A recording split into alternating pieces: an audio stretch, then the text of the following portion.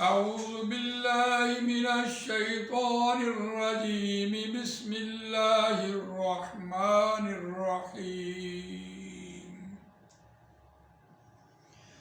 وإذا قيل لهم آمنوا كما آمن الناس قالوا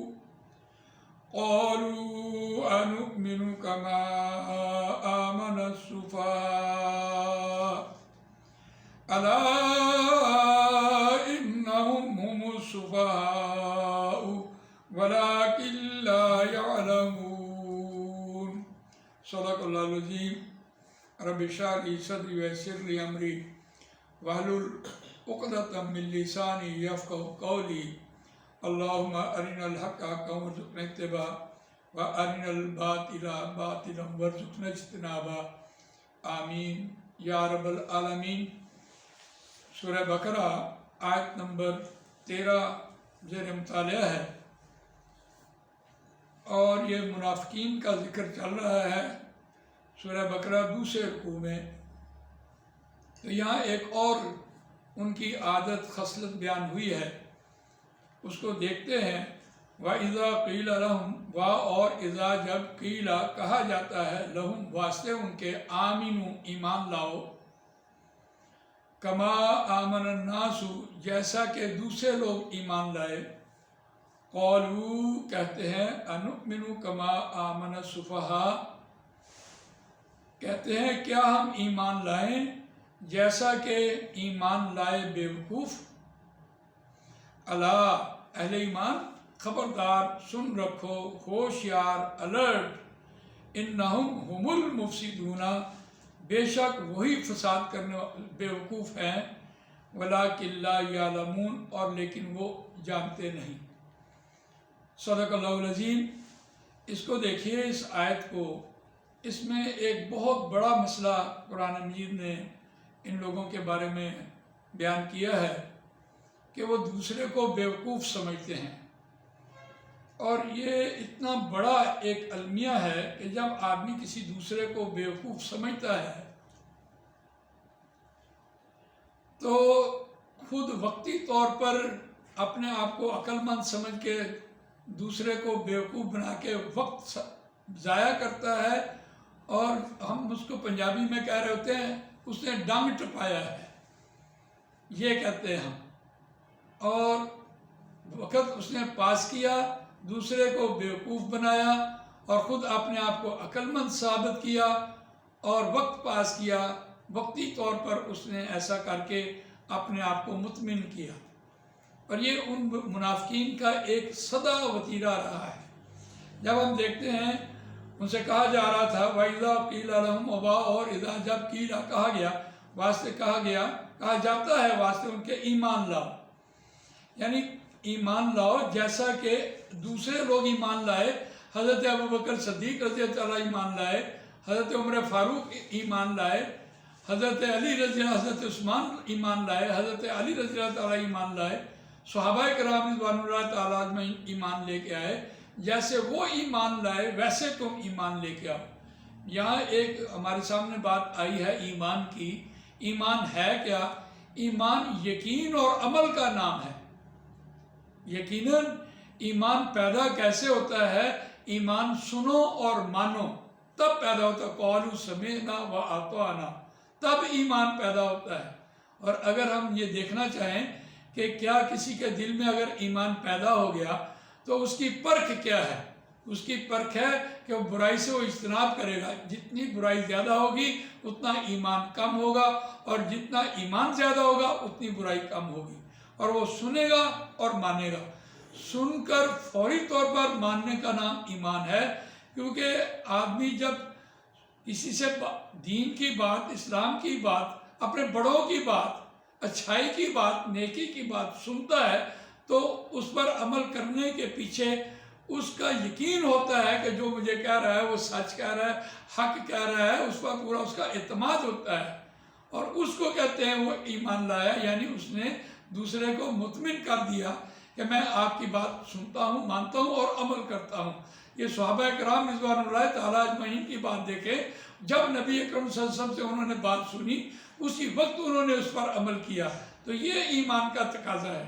یہ ایسے ایمان کی بات ہو رہی تھی منافقین سے کہ تم ایسے ایمان لے کے آؤ، اور اگر وہ کچھ آدمی سننے کے بعد کچھ لت و لال کر لے یا ڈیلے کر لے یا سوال جواب کرتا رہے تو پھر اس کا ایمان ویلڈ نہیں ہوتا، کیونکہ وہ انتظار کر رہا ہوتا ہے کہ میں کچھ ویٹ کر لوں۔ اگر اس نے تھوڑی دیر کے بعد بھی کوئی عمل کر لیا تو یقیناً اس کی اپنی مرضی بیچ میں شامل ہوتی ہے۔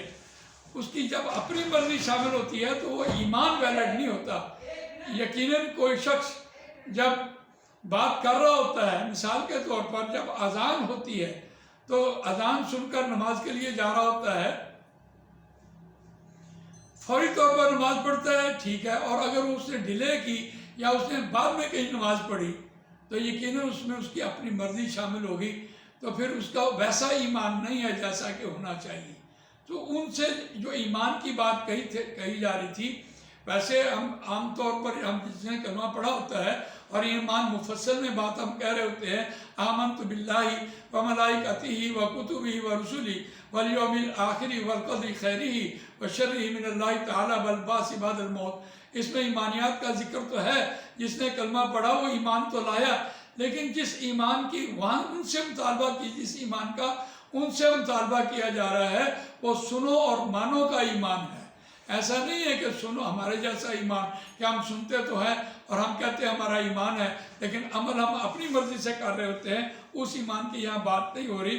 قالوا انؤمن کما آمن السفہاء، تو کہتے ہیں کیا ہم ایمان لائیں جیسا کہ ایمان لائے بیوقوف؟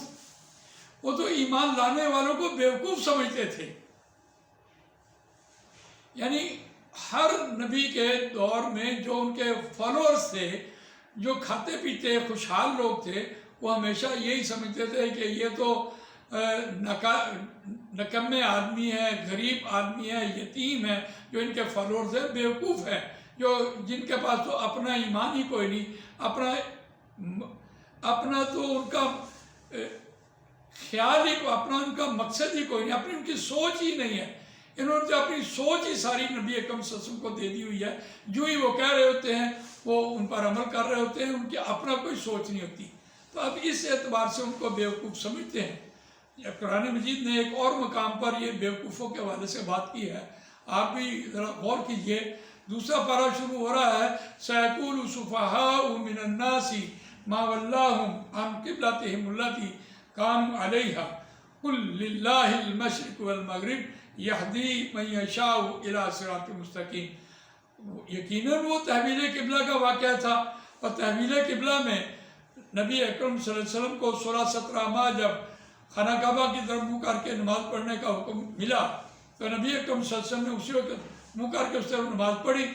لیکن جو لوگ کچے پکے مسلمان تھے اور پیچھے کھڑے تھے، یعنی یہودیوں سے مسلمان آئے ہوئے، وہ اس بات کا انتظار کرتے رہے کہ ٹھیک ہے نبی اکرم صلی اللہ علیہ وسلم نے بیت المقدس کی طرف منہ کر کے نماز پڑھی ہے تو کوئی بات نہیں، اگر شریعت نہیں آ بھی رہی ہے تو قبلہ تو ہمارا ہی استعمال ہو رہا ہے۔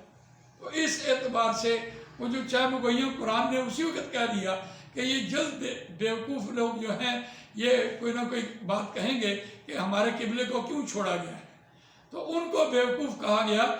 اور ان میں یوں سمجھے وہ مدینہ کے دور میں وہ جو منافقین تھے ان کے بارے میں انہوں نے پھر چہ گمویاں شروع کر رکھی تھی کہ یہ جو پہلے لوگوں کی جتنی نمازیں ہوئی ہیں ہماری، اس قبلے کی طرف منہ کر کے نمازیں ہم پڑھتے رہے، ان نمازوں کا کیا بنا؟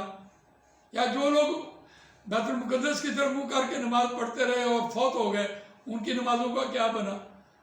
تو قرآن مجید نے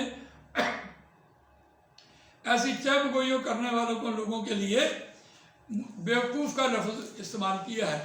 تو اس بیوقوف کو یہاں بھی منافقین کی ایک علامت کے طور پر بیان کیا کہ وہ اہل ایمان کو بیوقوف سمجھتے ہیں۔